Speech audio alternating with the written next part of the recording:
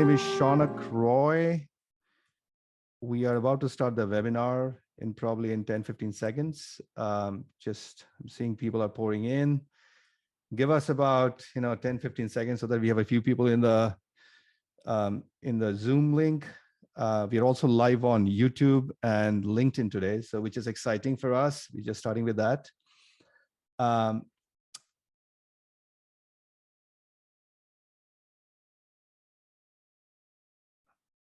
All right, so let's get going. So very excited to have Mark Milliron, which many of you know, as a esteemed guest to the webinar today. And exciting, it's an exciting topic that we are going to cover. So Mark, if you want to say hi, I'm going to say a little bit about yourself, but then I'll pass it on to you. But if you have anything to share as we jump in. No, I just want to say hello. I'm glad to be in the conversation with you, Shaunak. We care deeply about this topic of connected learning. Yes, and this webinar, by the way, came about over the last month or so. We have been discussing how we are thinking about the future of learning. And Mark Milliron, as many of you know, is one of those thought leaders I have been following for a while. And finally, I reached out to him to convince him to join our board. So he is now formally a board of director, member of our board of directors of Yellowdig. And I'm excited to actually work with him and think about the future of learning. So this is a webinar series that we are starting with Mark, but then we are going to invite other esteemed thought leaders, operators, business builders in education, in EdTech to talk about the future of learning. Now, coming to this topic of this webinar, we decided to call it Education 3.0, Connecting the Learning Experience. And we are going to start with that topic. So why is it Education 3.0? What does it mean? And what does the future entail? But before I do or get into this topic, I would love to have Mark introduce himself, about his background, and then we will jump in. Yeah, just a little bit about my background. I've been lucky to work with some great folks over the last 30 years in the world of education who have been innovators, ideators, thought leaders, really kind of driving change in the world of education. And for me, my work has always been about trying to help more and more diverse students be more successful on their education pathways. I've been able to work with K-12, with community colleges, with universities, with workforce learning agencies, sitting in a number of different seats. I've been a university chancellor. I've been a philanthropic leader at the Gates Foundation or at Trellis. I've been in the corporate side with SAS and Oracle. And of course, founding Civitas Learning and some of that larger work. I'm currently the Senior Vice President and Executive Dean of the School of Education at Western Governors University, and that includes both our Teachers College and our College of General Education and our kind of emerging work in the world of higher education. And for us, we have really kind of wrapped around this idea of driving innovation and kind of pushing this idea of next generation education. And next generation education is really, understanding, appreciating, and valuing what has come before, but then really thinking about how you push the boundaries, advance policy, practice, and technology going forward, which is what I'm all about. I get to work with some great folks at Western Governors. We serve about 34,000 full-time students in our program side, about 70,000 in our gen ed side. So we do this at scale in a competency-based online world, very focused on access learners, in particular working students across the board. So I've been at this work of education innovation for a long time. I've been blessed to work with a lot of different people in different sectors. And for me, what's exciting about Yellowdig and what's exciting about the idea of connecting the learning experience is this kind of growing discipline about putting our technology on purpose and our design on purpose to trying to help more of the students who are coming our way be more successful in this space. Yeah, no, thanks for that background, Mark. And, especially your background is from so many different ways. You've been on the, you are on the education side, but you also were one of the founders of Civitas Learning. So you've seen how new innovation gets formed and scaled up and the challenges, the interesting things that happen around it. So super excited to have you on this, discussion today. Before I dive in, this Education 3.0 is a term that you and I, when we were riffing up and we kind of came up with this term, can you explain from your point of view, what do you think education 3.0 means, and how we should think about it. Yeah, when we were playing with this idea of the 2.0, 3.0, and these are always interesting because there's different versions of this in different spaces. But the essence of it was, we have over the course of the last 200 years in the United States developed a very traditional model of education that was built on innovation, by the way.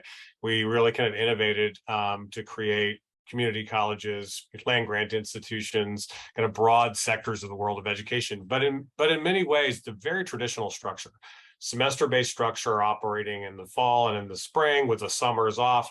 And some people have said it's an industrial factory model on an agrarian calendar trying to meet the needs of the information age, right?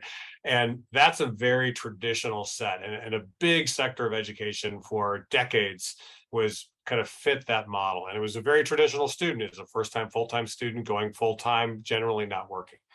In the course of the last 20, 30 years, the diversity of the students coming into higher education have really pushed the boundaries, and in many ways pushed education 1.0 and in the United States towards, and it really globally, towards a 2.0. And the 2.0 was, hey, open your aperture and think differently about how you can serve non-traditional students. And you saw people innovating with different kinds of distance learning programs, and generally what it was a version of 1.0 creating, at night, or a version of 1.0 in a cohort program, or a version of 1.0 online. And interestingly, we were already moving towards, I would say, 3.0, which is where you basically, instead of just kind of converting 1.0 and making it more accessible in a 2.0 kind of way, it is literally rethinking education and being willing to take a step back and say, let's look at the personas of the students we're trying to serve. Yes, we're going to have very traditional students that are coming at one sector. We still have 18 to 20-year-olds who want to live on campus and go full-time. But we have a whole bunch of non-traditional students who are working while they go to school, raising kids while they go to school, that come from often economically distressed backgrounds. And the design for education probably has to be different from jump. And so how do we use the technology, the tools, the techniques, and even the policy to be able to do education different? And I think in some ways the pandemic accelerated that, because the pandemic was a moment where everybody had to take a beat and really get to know their students, because we had to design programs to meet the students we had. And I think it was eye-opening for a lot of people.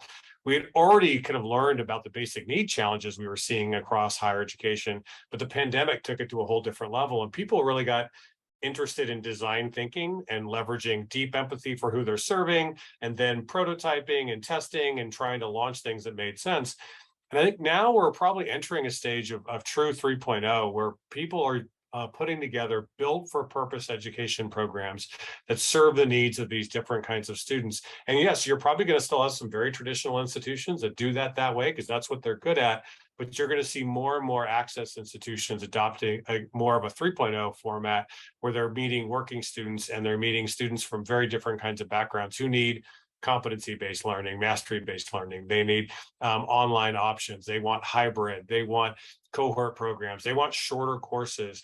And it's designed in a very different way. And for them, it means it's not something it's less than. It's actually something it's built for purpose. So that, in my mind, that's kind of where the 3.0 terminology came from.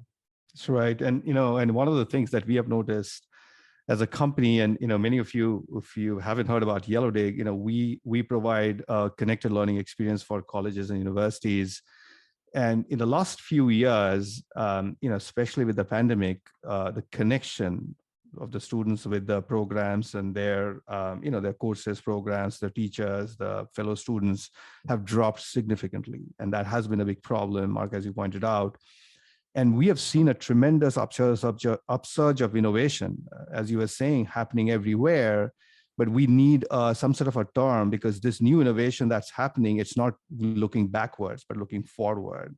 So how do we get these groups of people together so that they can now start to form almost like a community of practice, so that we can share ideas with one another and see what's working, what's not working, as we innovate towards this future, which is one of the fundamental ideas about this webinar series that we are launching, so that we can, bring in those ideas together and kind of learn from one another. That's fascinating. Just a big thing around the 3.0 idea, and this is probably a grounding concept, and it's right in the title, which is beginning to think about this in terms of learning experience design, right? So instead of thinking about our programs as collections of courses, it's the realization that college or university is far more than a collection of courses. It is a family of experiences that happens to include courses. So part of what our job is how do you curate and create a family of learning experiences that include courses, but also include the way you're brought on board, the orientation, the co-curricular experiences, the shared experiences along the way, the internships, the connections with the world of work. That family of connected experiences means thinking about that in terms of a through line and understanding that, again, we're going to have to be flexible based on the learners and how they come to us, but it means being really intentional and thoughtful about that learning experience design. And for us, it's thinking not just about the courses that we're going to be offering and what sequence we think they should be offered, which, by the way, no students really, so many students don't even come close to following our suggested sequences. It's how do we create that family of experiences that allow somebody, it's not just about completing, it's can they suck the marrow out of this experience? Can they absolutely get the most out of it, which is a whole different way of thinking about it. And one of the things that we think is really, where you and I think got really excited, is this idea that to do that curation and creation, you want to connect it.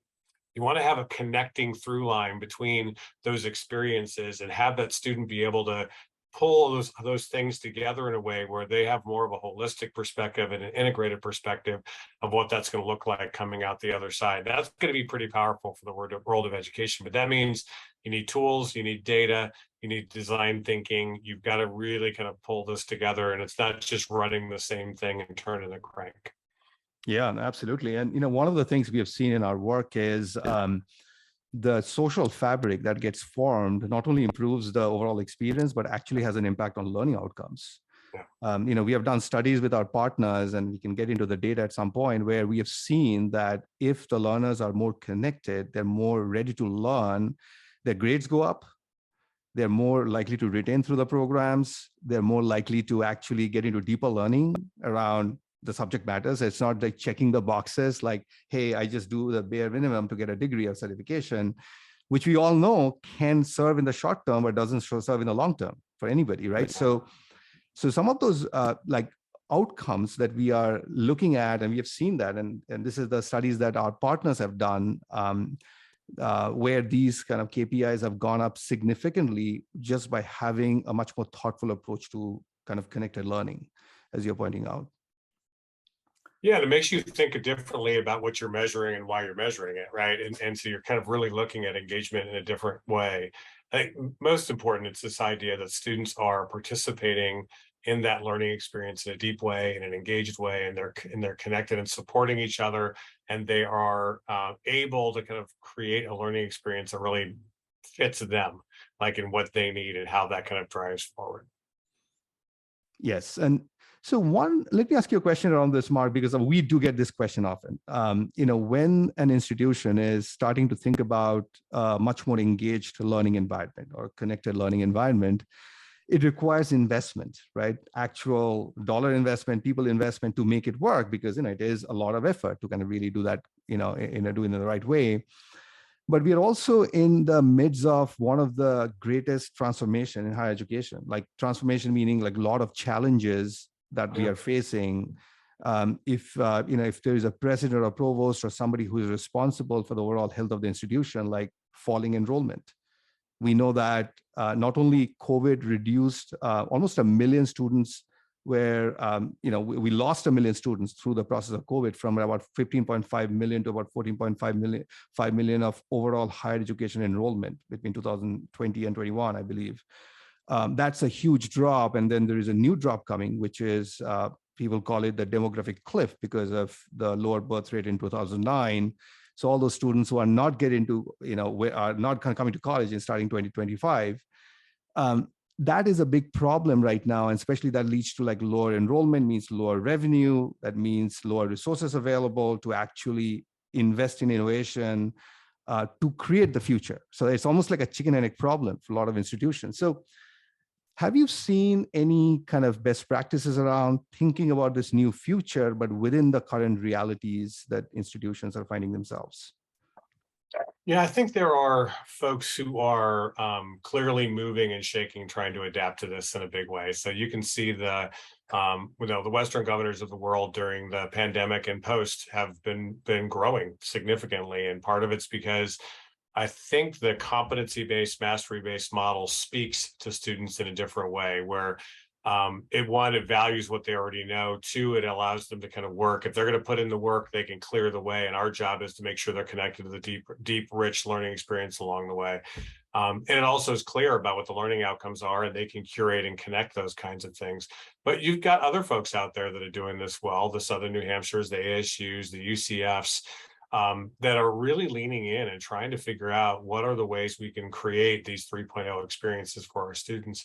And what you're seeing, I think I'll say it again, I think there will still be traditional colleges and universities. There will be 18 to 20-year-olds that want to live on campus and go full time. But the fastest growing segment is not that segment. The fastest growing segment are non-traditional learners, or more increasingly they are the majority learners, and they need flexibility. They need, but they also want deeper learning. They want to have these kinds of richer experiences, but they don't necessarily fit the classic classroom model. So it's being willing to rethink, again, everything from taking a 16-week course and making an 8-week course, or even a 5-week course, if it makes sense. We're using competency-based or mastery-based rubrics as opposed to using grades, because grades are so messy. And in the educational experience, sometimes students, they spend all their time obsessing over grades as opposed to obsessing over learning. Right. And we think it's an indicator of learning. It's not necessarily. So that's a different kind of model if they're going to do it. So it's being willing to really think about how you can innovate with different kinds of infrastructures, including, we've been doing a lot of work on skills architectures where we're creating these connections to deep skills maps that map to the learning. So it's crystal clear what you're learning and why, and what it connects to the world of work and the world of civics and whatever it's going to be. And the idea is that we want to inspire kind of the HR directors out there to begin hiring based on these skills. And then the conversation comes in this connected learning experience. Think about this. In the time you're at your university, or I'll go back even further, just think about the time you're in high school. This is a rethinking right here. Instead of thinking about high school as an organization and a process of getting students from 9th grade to 12th grade and getting a high school diploma. Stop that. Let's think of high school as a time when students engage in learning experiences where they have a credential-rich learning experience, or maybe they can get 5 industry certifications, a high school diploma, and an associate's degree while they're in high school. That's fantastic. Now think about that from the university perspective. Instead of thinking about it going through just getting a 4-year degree, why don't we think about how we create a credential-rich experience for that person? For example, where like in our IT programs, you're going to come through and you're going to get 5 to 7 industry certifications as you're getting your bachelor's degree. That person's eminently employable, right? And it kind of keeps them along the way. It's a deeper, richer experience, but it's connected where we have an understanding, okay, now you got this, that's going to connect you to the next learning experience and to the next learning experience. But all those are being willing to rethink policy, rethink practice, rethink design. And that means we've got to be willing to kind of embrace the 3.0 version of this.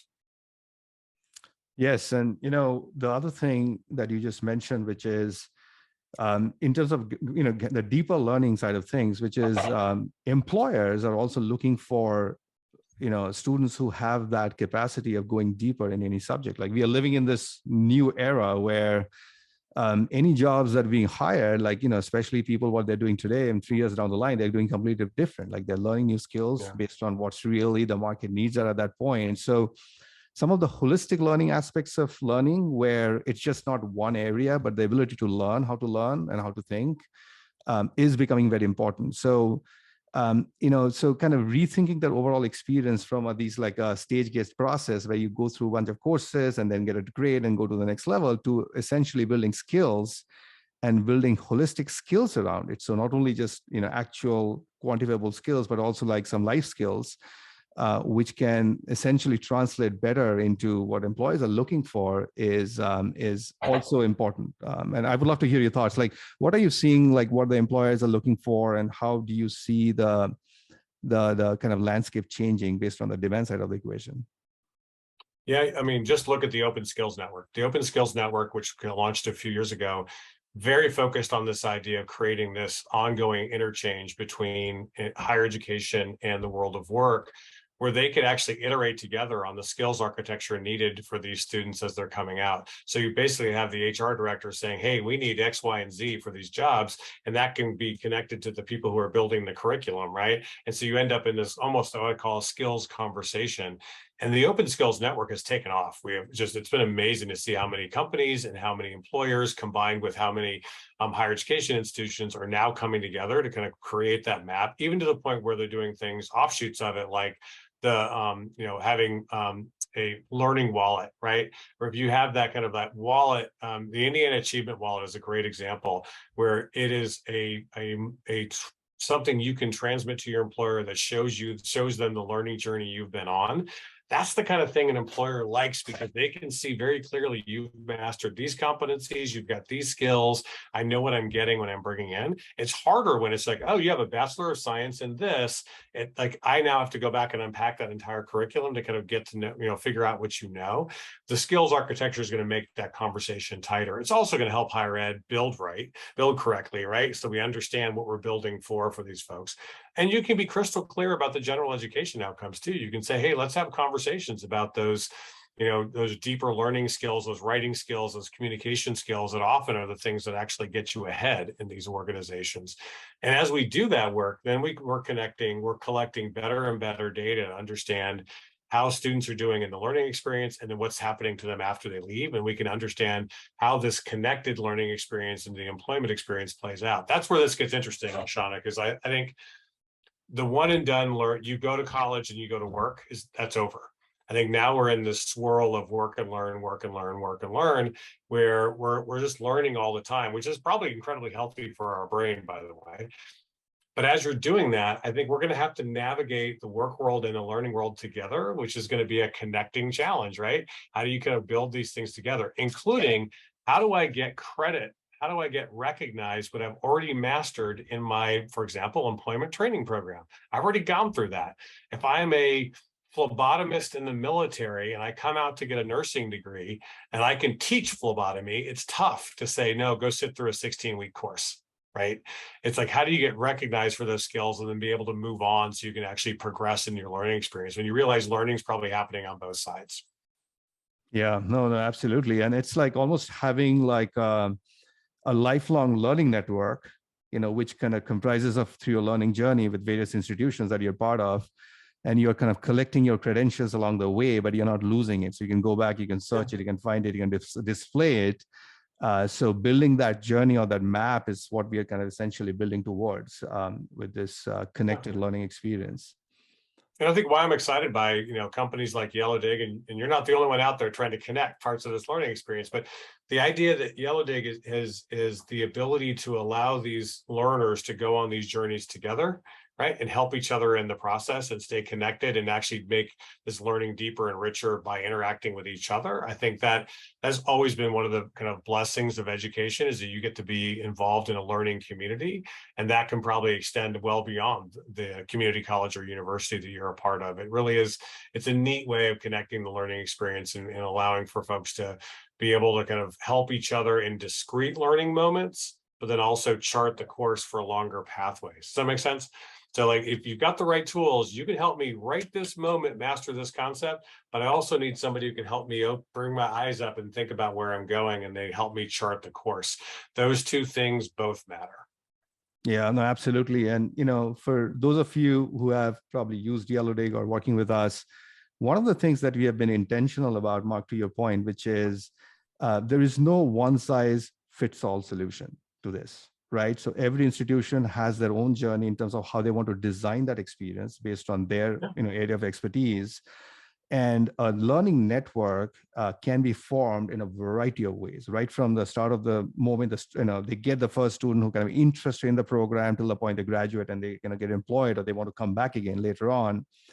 So, from a kind of a nuts and bolts standpoint, what we do is that we truly believe in interoperability. So we are connecting our product with other products in the market, learning management systems, video platforms, data analysis platforms, content platforms, and we are working with our partners to do that so that we don't want to go there and kind of dictate this is how you design it. We want to understand what is your vision and then kind of start to work with you to create the That's right it. experience for you. Yeah, I think that's it. I think you can't walk in and say, I think ed tech companies that come in and are pedantic to education institutions and tell them how to do their teaching and learning are always in trouble, right? I think you have to walk in and say, hey, here's a tool suite that's actually can help power the kind of learning you want to do. And what I think in 3.0 is, again, you're going to have some very traditional learning experiences because the personas of the students they're serving, that's kind of what they want and what they expect.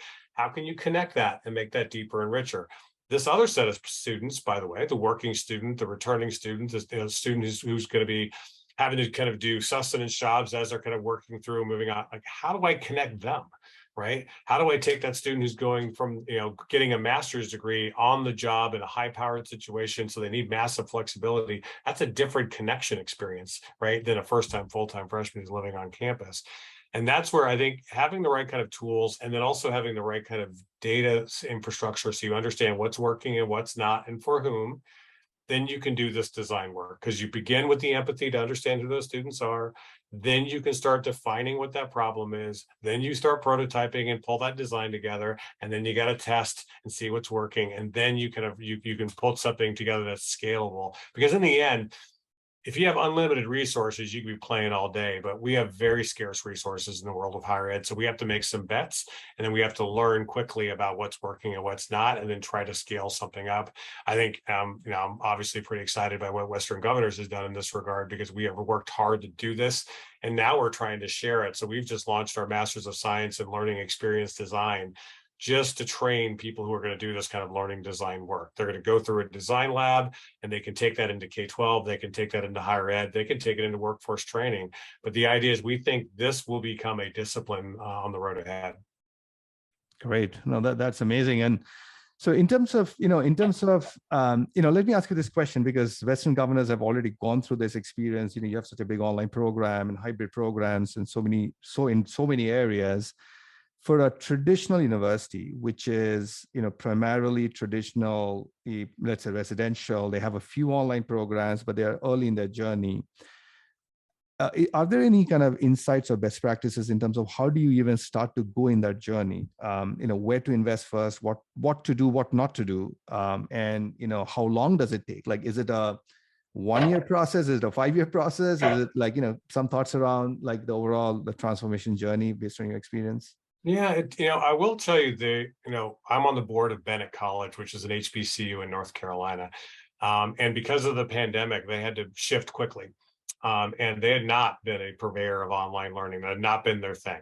But obviously they had to jump to online learning because of the pandemic. But what they did is they rethought it, and they really began to think about who their students were. And Suzanne Walsh and that team and that board came together and said, okay, we have to redesign and not just use online, but let's think about our model.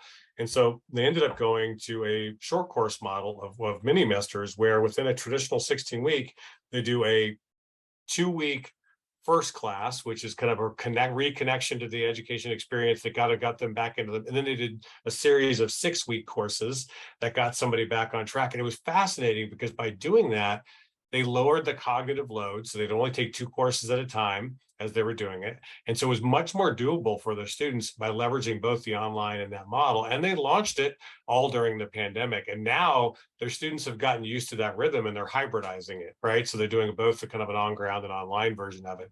But that's the example. You can move pretty quickly, but you've got to think about what the model you want to roll out is going to look like. I do think you're better off if you're thinking about it programmatically. Instead of thinking, I'm going to throw these 5 courses online, I would think holistically. What's the program you want to bring to bear, and can you bring that program in an online or hybrid way? And I do think, by the way, the greater to me, the greater headroom is probably going to be a hybridized future where students are going to want to take some things face to face, some things online, and we're going to have to think about how we pull those together in a thoughtful way. Thus, connecting the learning experience really is going to matter between those things, because, by the way, that's how we experience everything else in our life. We do, some things on ground, some things online, some things blended in between. We've got to think about what that's going to look like in the education space and kind of get our highest, best use. So I think to me, the long story short of your question is there's not a predefined playbook for every institution. I do think you're better off taking a step back and looking at the larger model. And then I'm a big believer of thinking about the program you want to bring into the online or hybrid space and doing it programmatically, not just thinking course by course by course.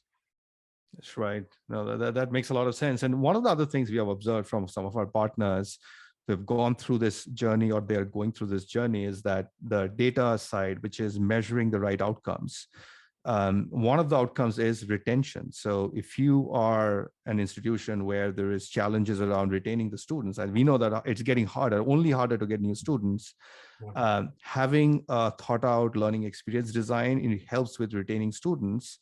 And if that happens, the ROIs are pretty strong, because if you can send only a few students per course, the investments that are typically made justifies by essentially the benefits on the tuition retention, essentially from saving those students. So that ROI analysis is something that we have been working with our clients and trying to understand, like, impact of investment timeline by when you can get the return, so that financially, if you're a CFO of an institution, you can justify these kind of investments. And but to your point, for that to work, I think, Mark, it's very important to measure it, because without measuring, going through a journey for 2-3 years and finding out it's not working can be much more hurtful than not doing anything.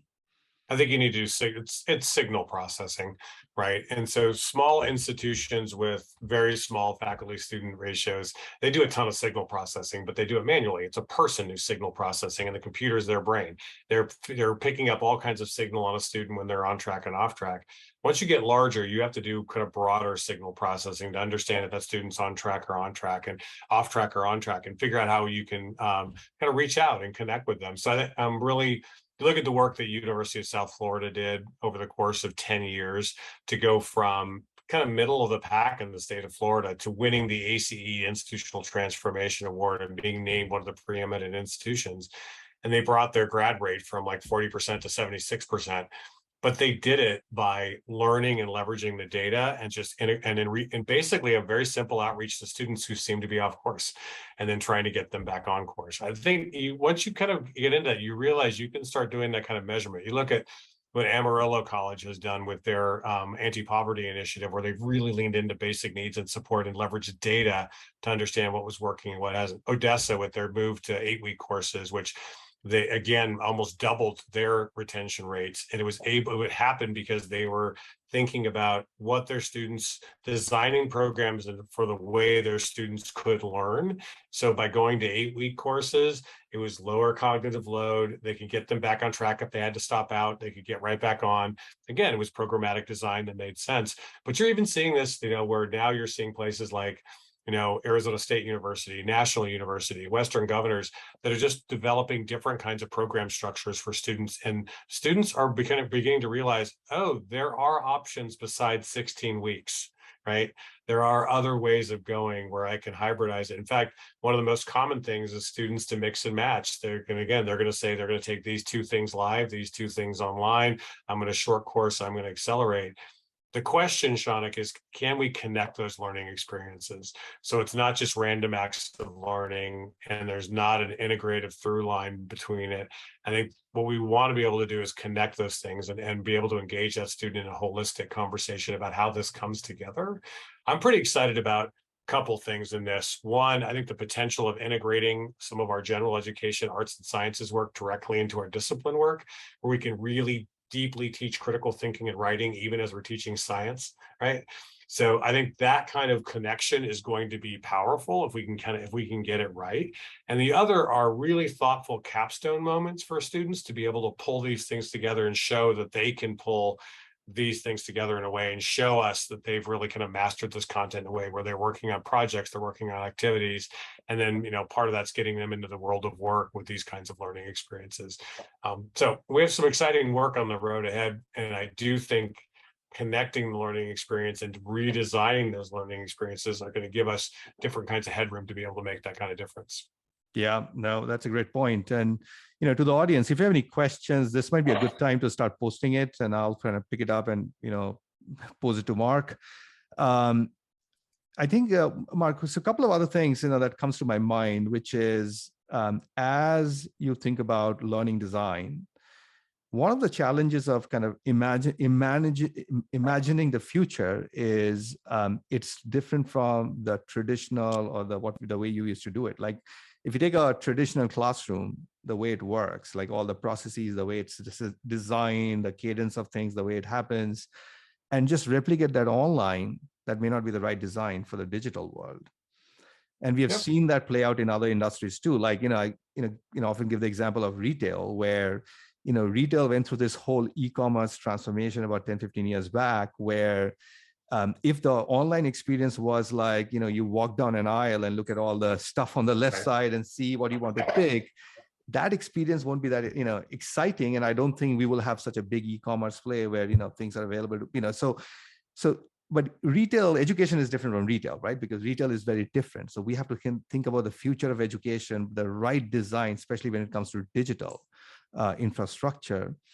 Do you have any insights in terms of how to even think about it? Like, let's say you have an online or on-ground program today, which is kind of working, but you really want to put it online so that students can access it, whichever they want. They have that option to kind of access that program completely online if they want, or maybe a hybrid format. What are some of the design principles to kind of start thinking about it, or laying a kind of a groundwork for this kind of an initiative? I'll give you three big ones. I think one is if you talk to Lori Bowen on our team, or Kim Round on our team, who kind of founded our learning design work, they'll tell you, you begin with empathy. You have to know your students. You have to know who you're serving, because what you design is majorly predicated on who you're trying to serve. Far too many people design programs for students they wish they had, as opposed to the students they're actually serving. So you need to understand who those students are and meet them where they are to take them where they need to go. Does that make sense? Yep. Okay, that's job one. Job two, I think, keep the main thing.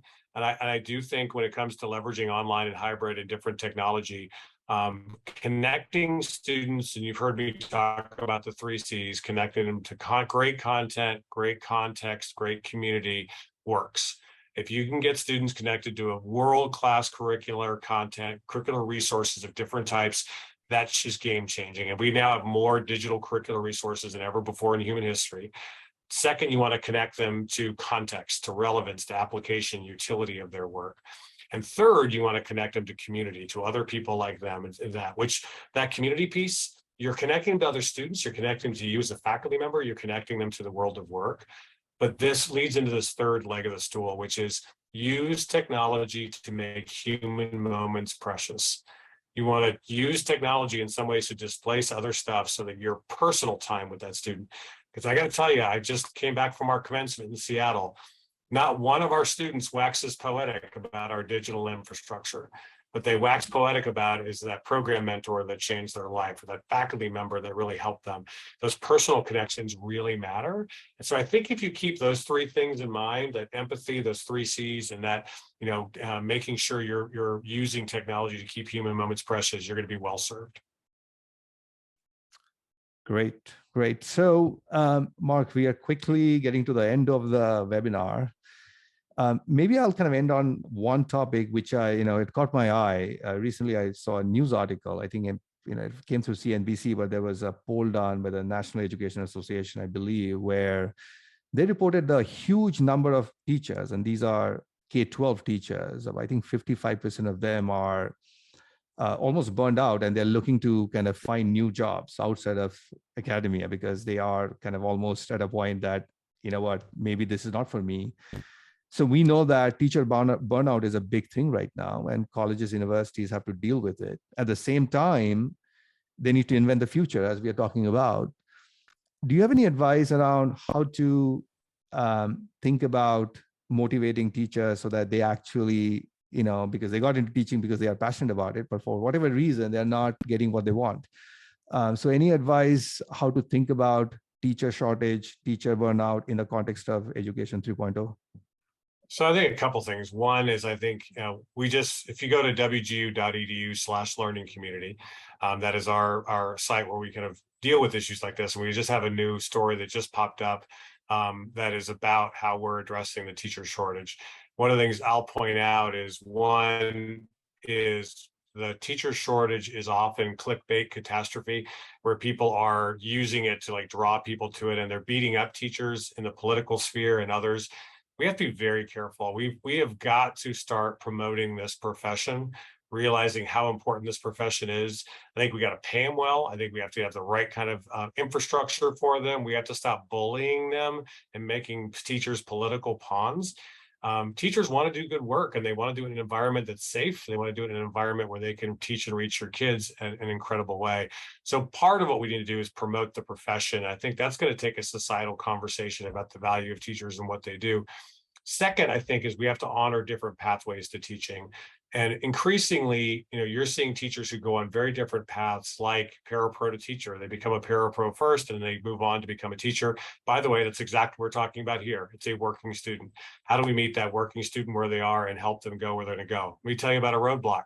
Many of them, for traditional programs, have to take 16 weeks off without pay to do student teaching.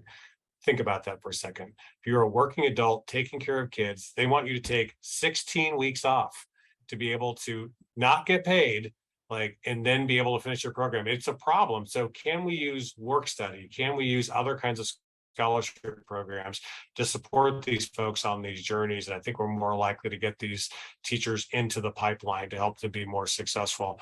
And then finally is I think, promoting the profession, opening up the pathways. And I think third is making sure we kind of develop a continuing professional development resources for these folks so they can keep on learning.